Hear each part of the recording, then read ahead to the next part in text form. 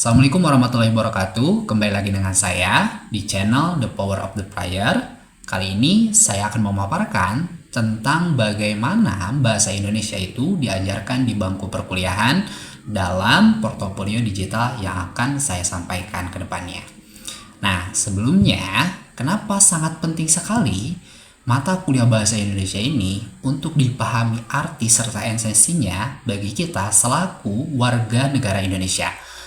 Karena seringkali kita menggunakan istilah, berucap kata, atau menuliskan rangkaian ide yang sudah kita peroleh dalam tulisan tangan, itu sering sekali salah memahami istilahnya. Kita tidak tahu ini tuh disebut apa. Padahal hal itu tuh kita sering lakukan setiap hari, bahkan sudah melekat dalam kehidupan sehari-hari.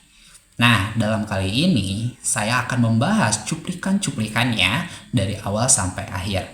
Karena semua hal itu diajarkan dalam mata kuliah bahasa Indonesia. Sebagai berikut. Pernah kepikiran nggak sih gimana caranya skill komunikasi kita itu terbentuk? Hari ini kita bakal bongkar sebuah portofolio mahasiswa yang sebenarnya nunjukin perjalanan kita semua. Proses belajar buat bisa ngobrol dan nulis secara efektif di dunia yang serba cepat ini. Ini bukan sekedar soal tugas kuliah loh, ini cerminan gimana kita semua tumbuh. Nah, kutipan dari mahasiswa ini ngena banget. Ini ngingetin kita kalau belajar itu sebenarnya bukan cuma ngejar nilai A atau hasil akhir yang sempurna, tapi soal prosesnya. Gimana setiap tugas, setiap tantangan kecil, itu pelan-pelan ngebentuk cara kita mikir dan cara kita ngungkapin isi kepala kita. Jadi, yuk kita lihat ini sebagai sebuah cerita, sebuah perjalanan yang punya alur jelas. Kita akan lihat bareng-bareng gimana skill itu dibangun setahap demi setahap, dari yang paling dasar sampai yang paling rumit. Ini dia peta perjalanannya, ada 6 tugas utama. Coba perhatiin polanya. Kita mulai dari dalam dulu ya, dari ngenalin diri sendiri. Terus, kita bergerak luar, belajar bikin konten kreatif, nulis buat orang banyak, nganalisis sesuatu secara kritis, bikin dokumen profesional, sampai akhirnya, puncaknya, nulis artikel akademis. Kelihatan kan evolusinya? Setiap komunikasi yang bagus itu mulainya dari mana sih? Ya dari sini, dari kita paham dulu kita ini siapa, dan kita ngelihat dunia dari sudut pandang yang mana. Ini fondasi utamanya. Tugas pertama ini kelihatannya simpel, tapi dalam banget maknanya. Cuma diminta merenung gimana bahasa itu membentuk kita. Ini langkah yang krusial banget, karena sebelum kita bisa ngomong ke dunia luar, kita harus sadar dulu gimana bahasa itu udah ngebentuk dunia di dalam diri kita. Oke, setelah kenal diri sendiri, level berikutnya adalah gimana cara kita nyampein ide ke dunia luar. Gimana caranya ide kita itu bisa dikemas secara kreatif, biar gampang ditangkap sama banyak orang. Di sini kita lihat ada 2 cara yang beda banget, tapi tujuannya satu.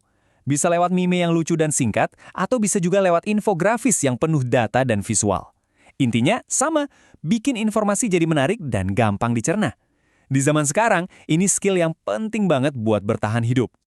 Nah, slide ini keren banget, karena nunjukin gimana skill nulis itu naik level.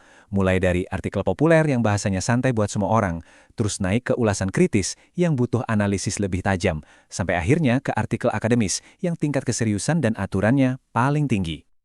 Sekarang kita geser sedikit. Dari komunikasi buat publik, kita masuk ke mode profesional. Di tahap ini, mahasiswa mulai ngasah skill-skill khusus yang dibutuhin buat jadi orang yang kredibel di dunia kerja dan akademis. Tugas bikin ulasan buku ini bukan cuma soal baca terus ceritain lagi ya. Ini latihan buat menganalisis, mengkritik, bahkan mengevaluasi sebuah karya. Kuncinya di sini adalah perubahan. Dari yang tadinya cuma nerima informasi, jadi orang yang bisa membongkar informasi itu secara aktif dan kritis. Nah, ini dia yang langsung kepake di dunia nyata. Bikin CV dan surat lamaran itu ngajarin kita cara nyusun info biar kelihatan rapi, sistematis, dan profesional. Ini skill penting buat cari kerja kan? Dimana kesan pertama kita seringkali dinilai dari selembar kertas doang. Dan sampailah kita di puncak perjalanannya. Ini tahap terakhir dan bisa dibilang paling menantang. Bikin sebuah karya tulis akademis yang benar-benar formal, yang setiap kalimatnya harus bisa dipertanggungjawabkan dengan sumber yang kredibel. Buat bisa nanjak ke puncak ini, kita butuh alat khusus. Kenalin, Mendeley dan Zotero. Ini bukan cuma aplikasi biasa. Ini adalah manajer referensi yang jadi tulang punggung setiap tulisan akademis yang serius. Fungsinya buat mastiin tulisan kita itu kuat dan bisa dipercaya.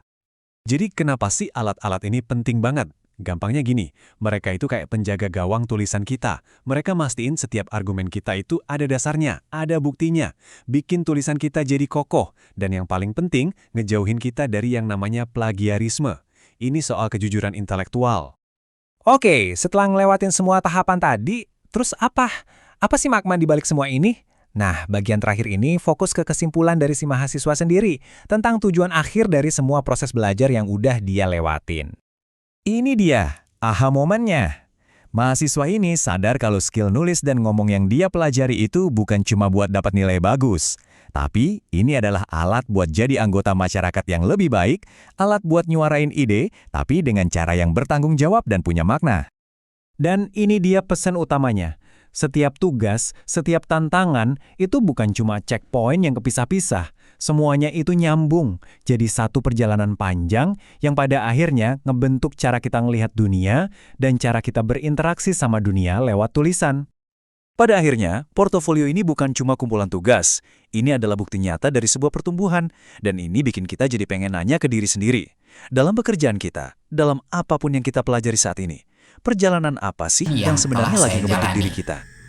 Sebagai penutup, portofolio ini merupakan rangkuman proses pembelajaran yang telah saya jalani sekaligus cerminan perkembangan pemahaman dan keterampilan saya.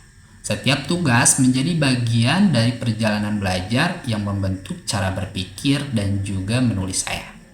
Saya menyadari masih terdapat banyak keterbatasan. Oleh karenanya, saya memohon maaf sebesar-besarnya.